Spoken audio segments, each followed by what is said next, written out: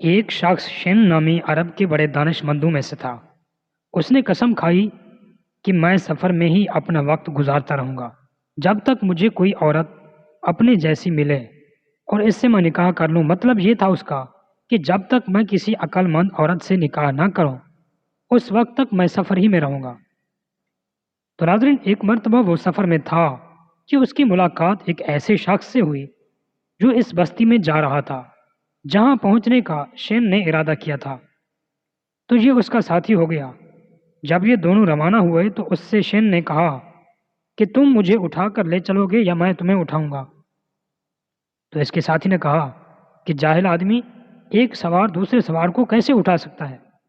پھر دونوں چل رہے تھے تو انہوں نے ایک کھیت کو دیکھا جو پکا ہوا کھڑا تھا۔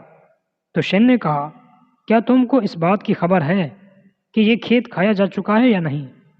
اس نے کہا کہ اے جاہل، کیا تو دیکھتا نہیں کہ یہ کھڑا ہے؟ پھر دونوں کا گزر ایک جنازہ پر ہوا۔ تو شن نے کہا کہ تمہیں خبر ہے کہ صاحب جنازہ زندہ ہے یا مردہ؟ تو ناظرین، اس نے کہا کہ میں نے تجھ سے زیادہ جاہل کوئی نہیں دیکھا، کیا تیرا یہ خیال ہے کہ لوگ زندہ ہی کو دفن کرنے جا رہے ہیں؟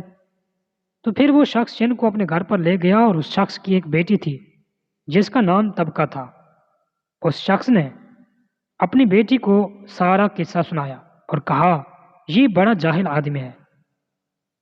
طبقہ نے اپنے باپ سے یہ سارا قصہ سن کر کہا کہ اے میرے باپ، وہ تو بڑا دانا آدمی ہے، اس کا قول کہ تم مجھے اٹھاؤ گے یا میں تمہیں اٹھاؤں گا، جس طرح کہ انہوں نے پہلے کہا، انہوں نے اس خیال سے کہا تھا کہ تم مجھے کوئی بات سناؤ گے یا میں تمہیں سناؤں، تاکہ ہم اپنا راستہ تفریح کے ساتھ پورا کر لیں۔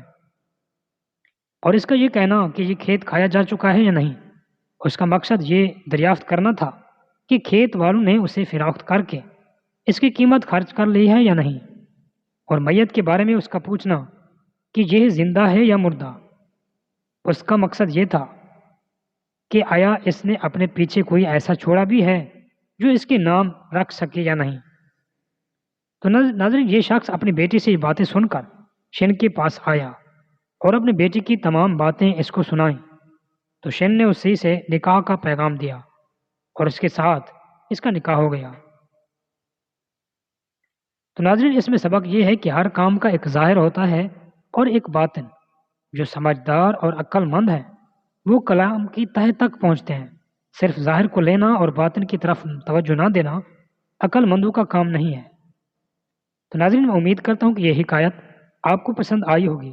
اگر پسند آئی تو ویڈیو کو لائک لازمی کر دینا، اور ابھی تک ہمارے چینل رائٹ ریسرچ کو سبسکرائب نہیں کیا تو مہربانی کر کے ہمارے چینل کو سبسکرائب کر دیں اور ساتھ میں بیل کے آئیکن کو بھی پریس کر دیں تاکہ اس طرح کی نالجز ویڈیوز آپ تک جلد از جلد پہنچ سکیں۔ تب تک کے لیے اللہ حافظ۔